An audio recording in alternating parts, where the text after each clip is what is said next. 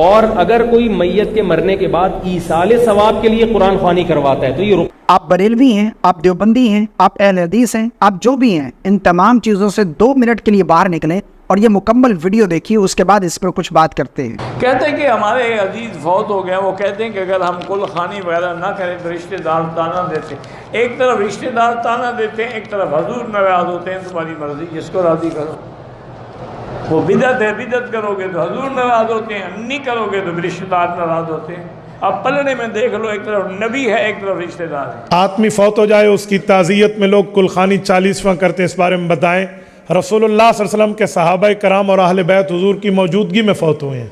पैगंबर ने अपने किसी सहाबी के न कुल किए, न 40वां किया, न 7वां किया, न जुमेरात किया, न बाकी मामलात किए। तो अगर कोई दुकान या मकान में बरकत के लिए कुरान ख्वानी करवाता है तो चूंकि ये रुकिया है इसलिए जायज़ है, अगरचे नबी के दौर में ये नहीं था, बशर्ते कि इसको सुन्नत ना समझा जाए। और अगर कोई मैयत के मरने के बाद ईसाले सवाब के लिए कुरान ख्वानी करवाता है तो ये रुकिया नहीं है बल्कि इबादत है ना, इसके लिए सबूत चाहिए ऊपर से, और वो सबूत हमारे पास नहीं है कुरान और सुन्नत से, सहाबा से। कभी नहीं देखा कि हज़रत अबू बकर का इंतकाल हुआ तो आपने देखा कि हज़रत उमर ने कुरान ख्वानी करवाई हो।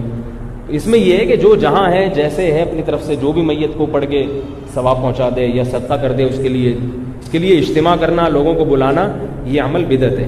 रात के दिन 10 बजे हमने अपने बच्चे की कुरान खानी, जिसको ख़त्म शरीफ हमारी यहाँ के उसमें माहौल में बोला जाता है, तो जुमेरात को इंशाअल्लाह इस मस्जिद में हम अपने बच्चे के लिए कुरान खानी और दुआ का एहतमाम करेंगे।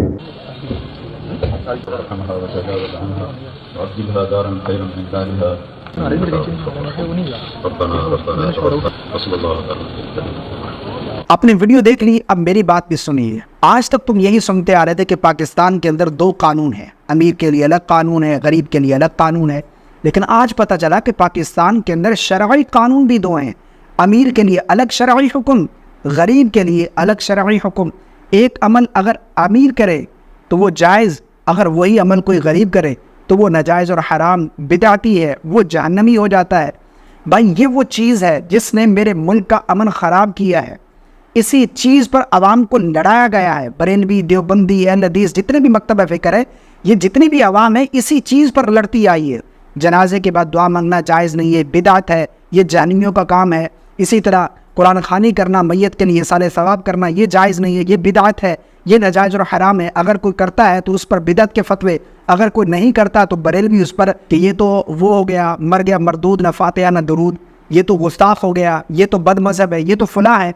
भाई ऊपर के जो इख्तलाफात है ना वो उलमा जानते हैं, लेकिन नीचे जो आवाम है ना वो इन्हीं मसाइल के ऊपर लड़ झगड़ रही होती है। और कई ऐसे मसाइल हैं, कई दर्जनों वाक़यात हैं जिन पर आवाम, रिश्तेदार आपस में लड़े, जनाजे के बाद दुआ मांगने पर, कुरान ख़वानी पर, मैयत के लिए साले सवाब पर, अजान से पहले दुरूद व सलाम पर। इस चीज़ ने आवाम को लड़ाया है और उलमा ने इस पर फतवे जाड़े हैं कि जो इस तरह करता है उसके पीछे नमाज नहीं होती, उसके घर जाना जायज़ नहीं है, जो कुरान ख़वानी करता है वो बिदअती है, उसके साथ ताल्लुकात कायम रखें। बहुत सारे वाक़यात हैं आप जो खुद करते हैं, जो इतने बड़े बड़े अकाबिर, मैं इस पर यह नहीं कहता कि ये कोई आम शख्सियत है, उलमाए देवबंद की बड़ी बड़ी शख्सियात में इनका शुमार होता है। तो अब मैं क्या कहूँ, आवाम बेहतर जानती है। बहरहाल आज अगर आपके सामने कोई इस तरह की बात करता है तो आप उसे रोकें कि इस तरह की चीज़ों पर हमें ना लड़ाया जाए। ये तमाम वो काम है जो आप भी जायज़ समझते हैं। अस्सलामु अलैकुम वरहमतुल्लाह।